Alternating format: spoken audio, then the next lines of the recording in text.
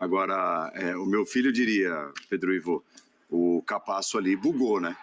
Nossa. Dá uma bugada, porque existem erros e erros. Esse é um erro muito grande, né? Aquele é inacreditável, inadmissível. O do Rodrigo Caio ficou pequeno depois. Opa, minúsculo. Exato. Foi juvenil, foi bobo, não estava concentrado. Só uma frase rapidinho que fala do Capasso, se fala de ter a paz. Eu até anotei uma frase, porque o Vitor deixa muito claro. Estamos precisando de resultados para acreditar naquilo que a gente vem fazendo. Então, claro que isso está... Boa. Agora, e é curioso, porque eu não achei o Capasso mal no restante do jogo. Não, exatamente. O erro dele. Por isso que bugou. Exato. Estreia recentemente, vai bem no Vasco e Flamengo. Eu acho que salva muito pouco do Vasco e Bangu, que era uma outra ideia. E hoje tira aquilo ali. E aí eu me permito desconfiar do que foi. Se foi numa... É uma coisa meio displicente, uma bola cruzada, não está bem posicionado, tem o Pedro ali te pressionando, não é exatamente da característica dele.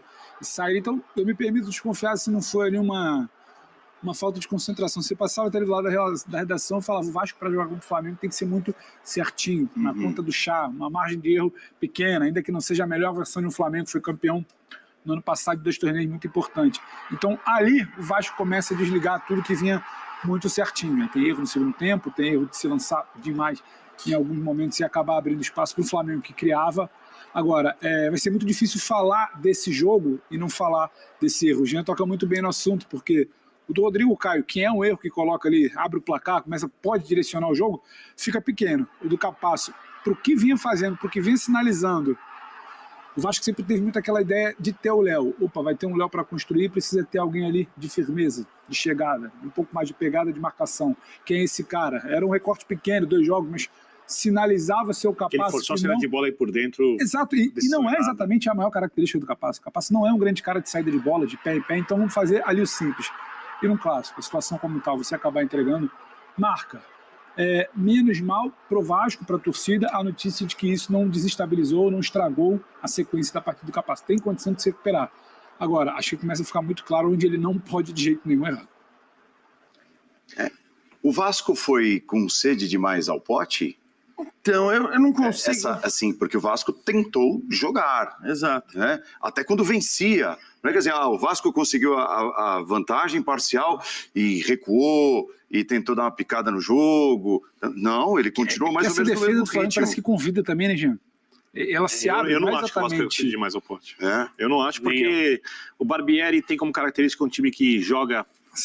Acelera e joga para fazer gols. O Flamengo tem como seu principal defeito a vulnerabilidade defensiva, e tem que jogar em cima do que o adversário pode propor. Eu acho que foi uma imprudência. Não, o Vasco venceu o Flamengo no encontro anterior com mérito, não há nenhuma dúvida sobre, né? Tudo bem, o Pimenta fez um tremendo golaço, mas o Vasco poderia ter feito outros gols, ou poderia ter feito o seu gol de outras formas. E de pouco adianta você conseguir um resultado como esse, no que diz respeito ao processo de reconstrução do Vasco, que precisa de confiança, que exige amadurecimento na formação do time, que vem junto com um momento novo que o clube está vivendo em termos de investimento e a promessa de anos melhores até, elencos mais qualificados, mas você dá um passo como esse, você vence o Flamengo, e aí no próximo encontro você sai na frente e se comporta como alguém que precisa que o relógio ande, em vez de você fazer o seu próprio caminho, eu não entenderia qual é o valor disso, né, como desenvolvimento de um time de futebol. Eu acho que o Vasco fez a partida que deveria ter feito, exceto um erro individual, que foi para o placar, assim como o do Rodrigo Caio também foi. Então, eu não teria essa crítica a fazer ao Vasco, não. Até porque, assim, você tem que olhar para o momento do adversário. Acho que essa é a questão. Se o Flamengo está no seu máximo, se o Flamengo está voando, com a qualidade dos jogadores que tem, você tem que ter outra postura. Aí sim, acho que você tem que jogar com a sua vantagem, você tem que ter uma estratégia que olha para o mal que o outro pode te causar.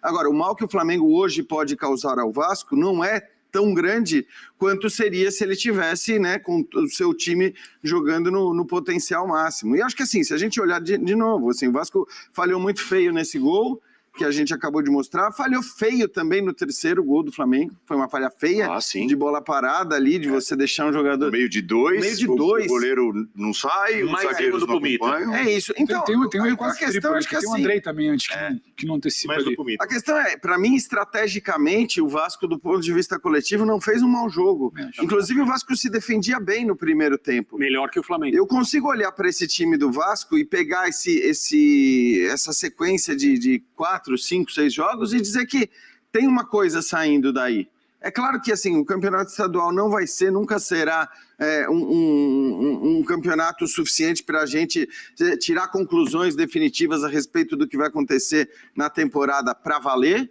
mas evidentemente, ainda mais no caso do Vasco, que vem de onde vem, que montou um time novo, que tem um técnico novo, você tem que levar em conta tudo isso. E acho que essa evolução, ela existe. Agora, claro, a situação é uma situação...